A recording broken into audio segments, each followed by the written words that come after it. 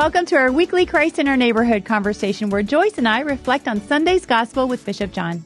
Everything you need to do this with family and friends is on the Diocese of Phoenix website in the Christ in Our Neighborhood section.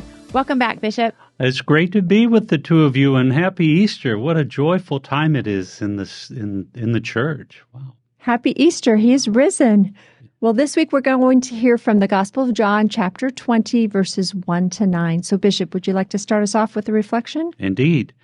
Mary Magdalene is considered to be the apostle to the apostles because she was the first to witness the empty tomb. An early Christian tradition has it that after the ascension of Jesus, Mary went to the Emperor of Rome and greeted him with, "Christ has risen," whereupon he pointed to an egg on his table and stated, "Christ has no more risen than that egg is red." After making this statement, it is said that the egg immediately turned blood red. The Orthodox Church paints their eggs red to this day. Others paint their eggs with many colors. Whether this tradition holds up or not, the truth that Christ is risen does. For more than 2,000 years, the power of the resurrection has changed the lives of billions of people.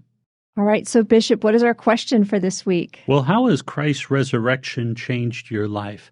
Well, there's no doubt about it that it's the beginning of not only our salvation, but really that full restoration that we're brought into Christ, not just by going to heaven and then what do? No, we're brought into the fullness of his divinity while at the same time enjoying this glorious humanity that we have in our resurrected state. So all of that is that bright promise that awaits us all.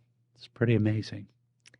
This is just my favorite question of the entire series, all 3 years. I just love it. Like that, it is the fundamental question. You know, what difference has Christ's resurrection made in my life? Because as St. Paul says, if Christ is not risen, then our faith is in vain. So the whole thing, I mean, we have eyewitnesses. So to know that we have that hope and that I don't have to be afraid of death, that I know Jesus has overcome it.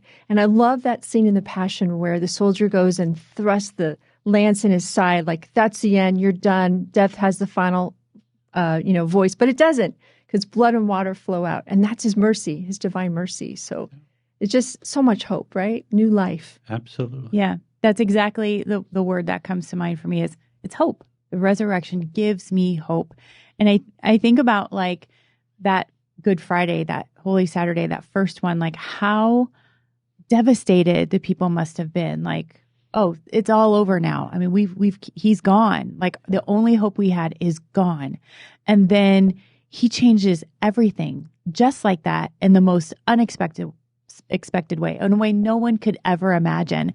And so that reminds me to keep having hope in his plan for my life, his plan for my family's lives, and just hope for the world, and that he's going to do it in a way that no one expects. Well, indeed. And, of course, this is a Jubilee year of hope. And as Pope Francis has stated, and this Jubilee year proclaims that our hope is not in vain. And all of that is made possible through the resurrection of Christ. If, we take it sort of lightly now, or kind of, it's almost a ho-hum expected reality that, he rose from the church celebrates this in the most profound and exciting way because it is unusual. When was the last time you saw anybody rise from the dead? And yet it's so remarkable, and our eyes should always be open, trusting and believing that this one who suffered, died, and rose from the dead, and those apostles who witnessed his resurrection, many of whom died as martyrs, proclaiming what they saw. They saw and they believed, and we benefit from that through that proclamation of through 2,000 years. So we should never say this is another ho-hum event. This was the most extraordinary event, as St. Augustine said. It's the greatest miracle. So true. Yeah. So true. Well, Bishop, what is our task for this week? Well, Easter is not just for a day. Though it is the feast of feasts and the solemnity of solemnities, we celebrate Easter for 50 days. During this season, we read the scriptures and recall the joyful experiences of the early Christian community. And over the next 8 days, the octave of Easter, 8 days, we read through each of the resurrection appearances of Jesus to his disciples. So, You might consider attending daily Mass for this Easter octave and rediscover the joys found in the risen Lord. Consult the parish bulletin or website at your nearby parish. Sounds great. Sounds great. Challenge accepted. Okay. We'll see you next time.